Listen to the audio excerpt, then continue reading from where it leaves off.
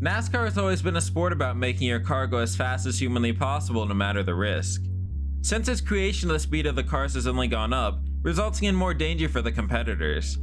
Much like baseball over its history, pitchers have gone from throwing the ball near 75 miles per hour to consistently over 95, but with an increase in arm injuries. Athletes have shown to do whatever it takes to beat their competition.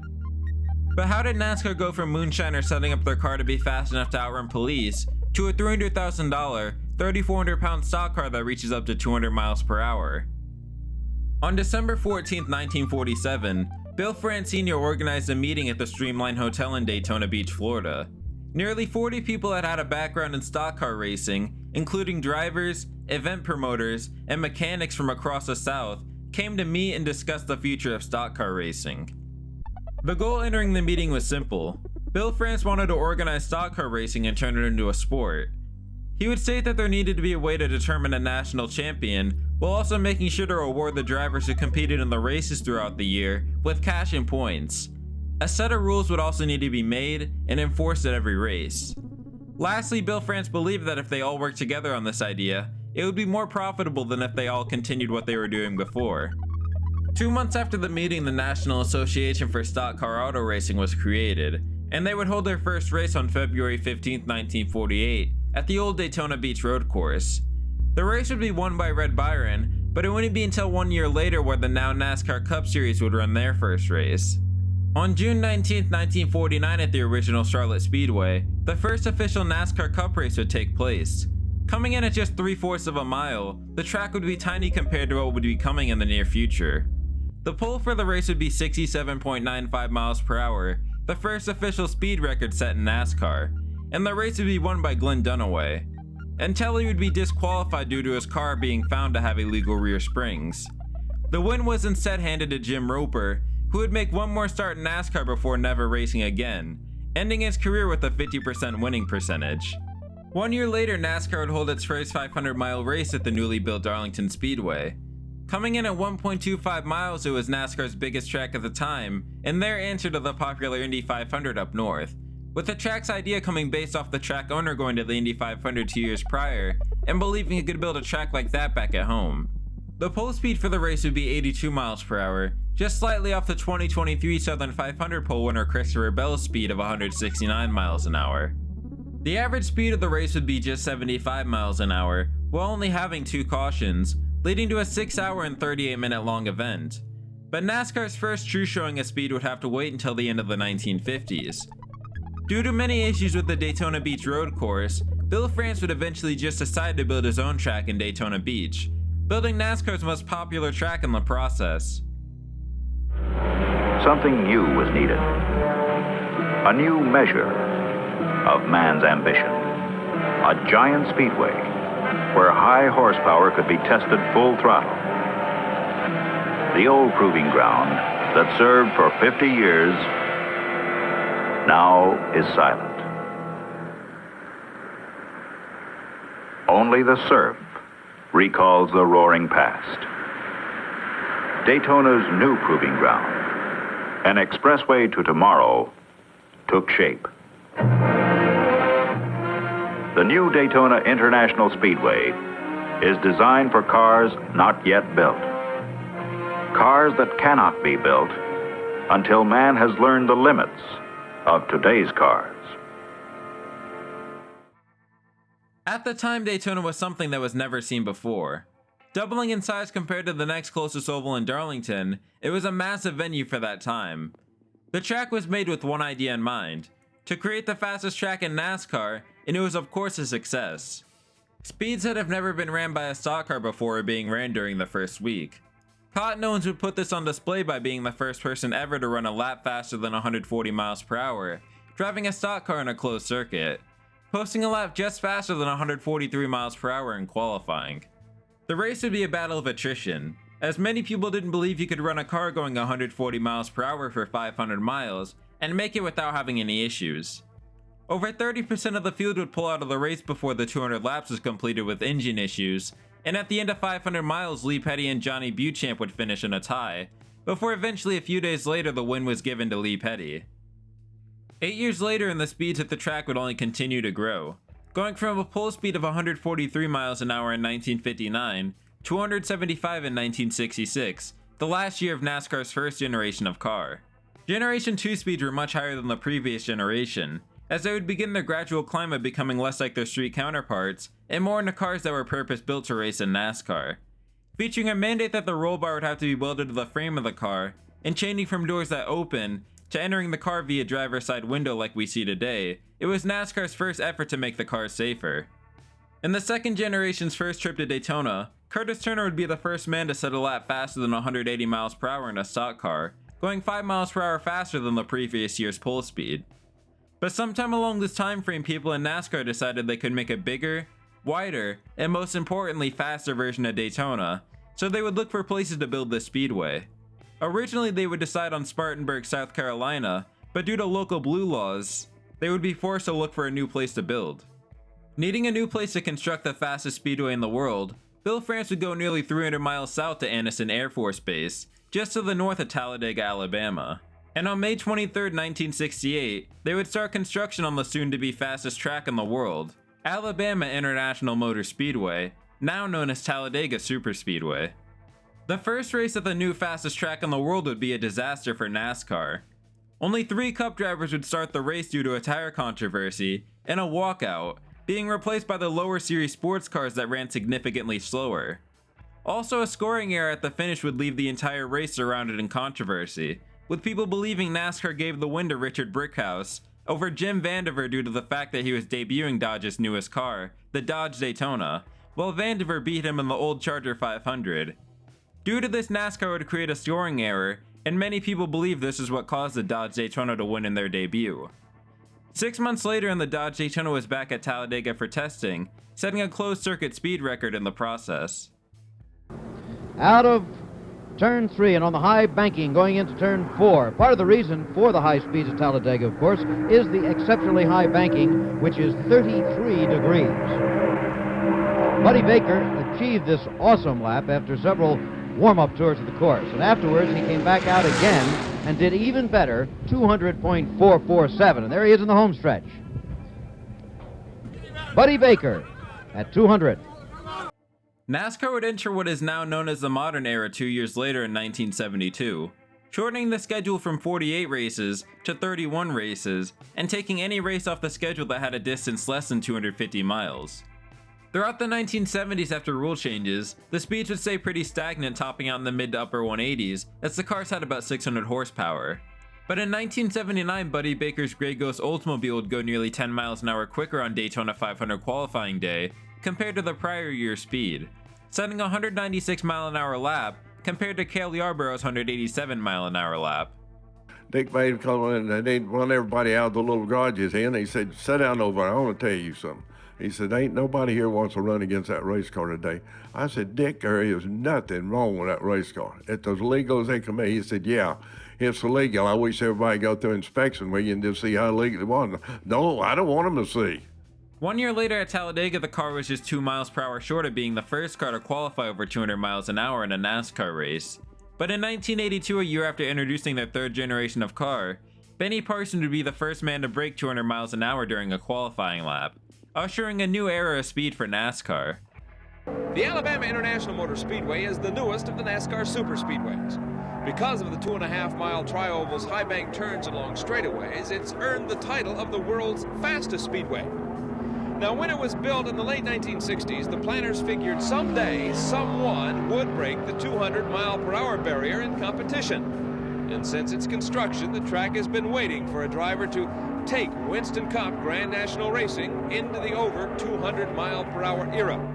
Speeds would continue to rise at the fastest track in the world, with drivers breaking the track record in each of the next 2 following years, until Bill Elliott would go an unthinkable 209 miles an hour during qualifying for the 1985 Winston 500, in one of the fastest cars ever built, going nearly 2 laps down at one point during the race due to a busted oil line, and making all the time up under green to go on and win the race, setting an average race speed record of 186 miles per hour in the process.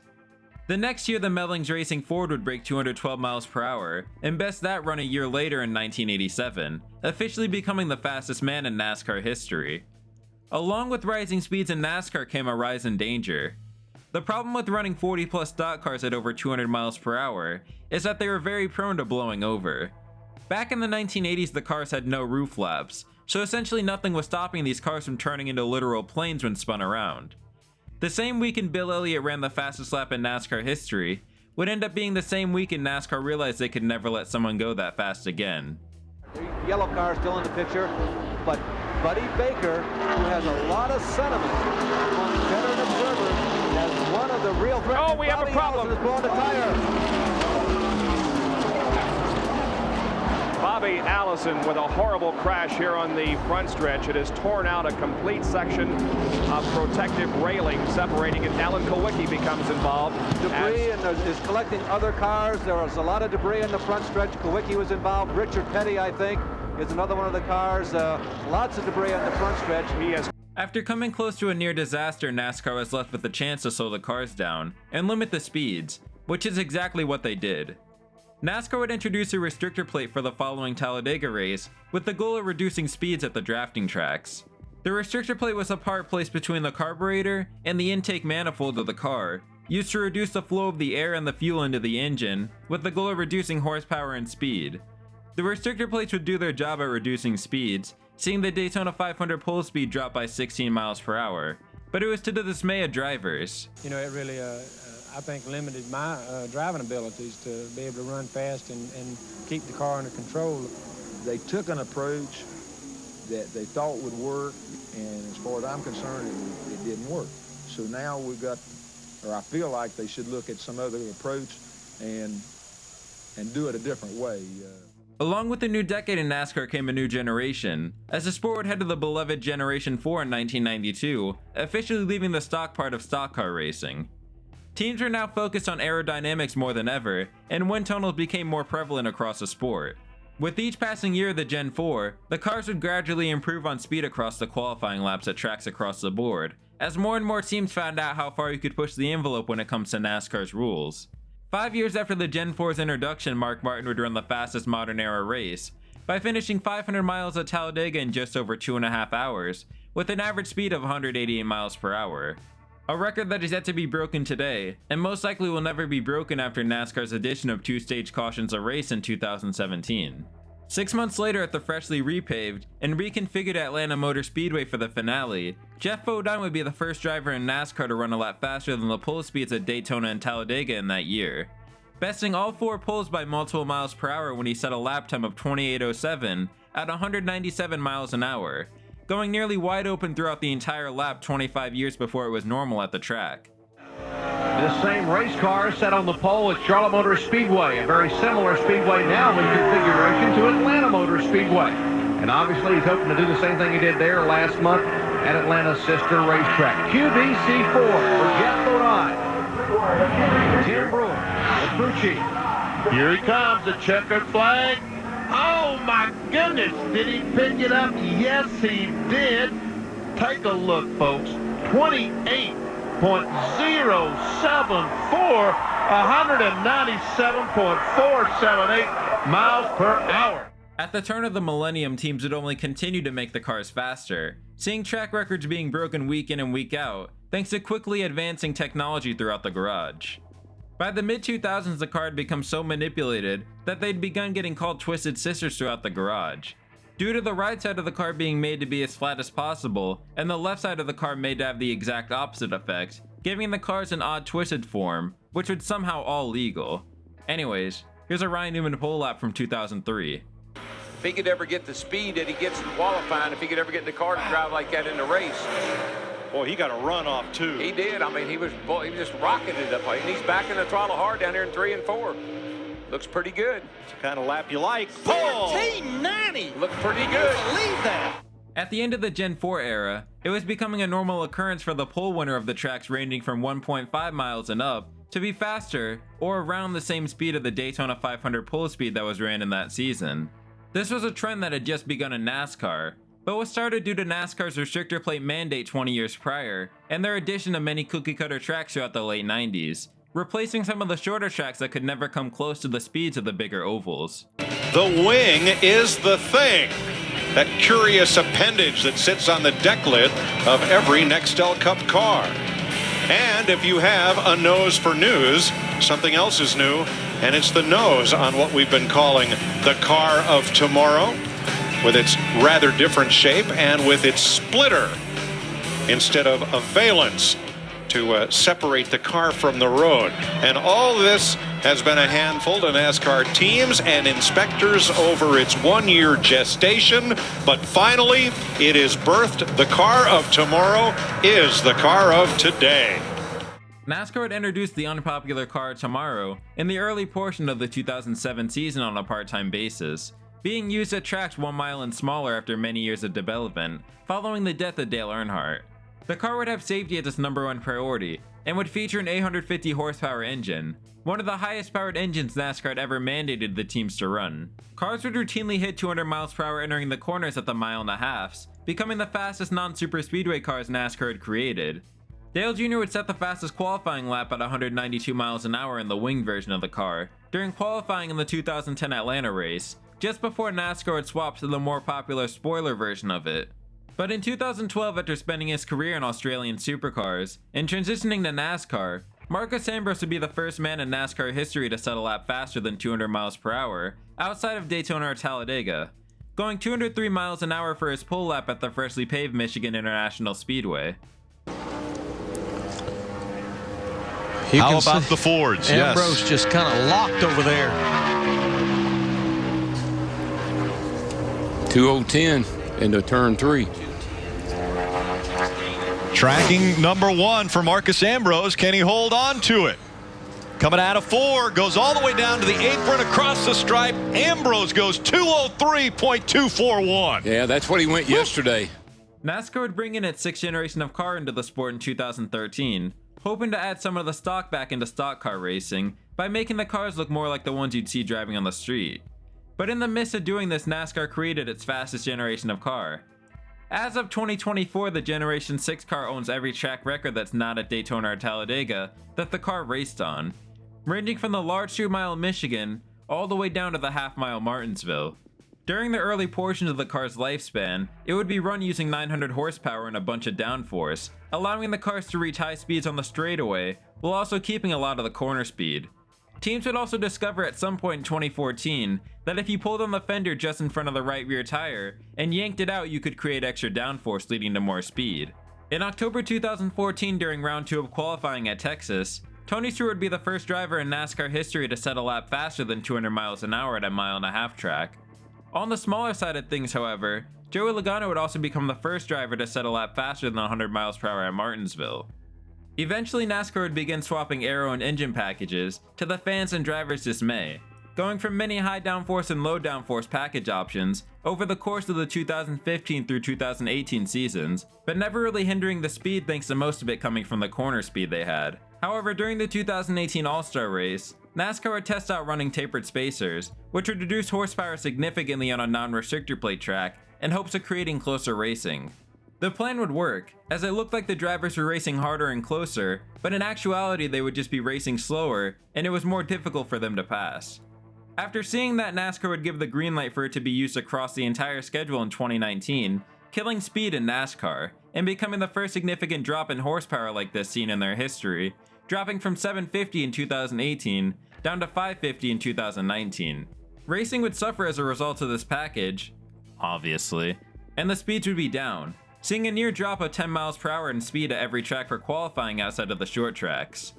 NASCAR would let this continue for the next few seasons until the announcement for the next-gen car was made. Originally, the car was slated to continue using the 550 horsepower package, but the drivers in NASCAR would eventually settle on 670, which is where it sits today. Of course, many NASCAR fans want horsepower to be raised in the cars, and with the new OEM set to enter the sport and hybrid engines on the way, I believe NASCAR will raise the horsepower and speed sooner rather than later, not to 900. Anyway, that's all for this video. Like and subscribe if you enjoy, and I'll see you for the next one. In the NASCAR Sprint Cup Series, the Indiana native comes to the green flag, the last driver with a chance to separate Jimmy Johnson from pole position for Sunday's race. They all know they have to get it done down on this end. They're probably not going to better Jimmy Johnson. They just need to have a big cushion before they get down to turns 3 and 4. See the wide arc that he makes there, get a good run off of turn 2.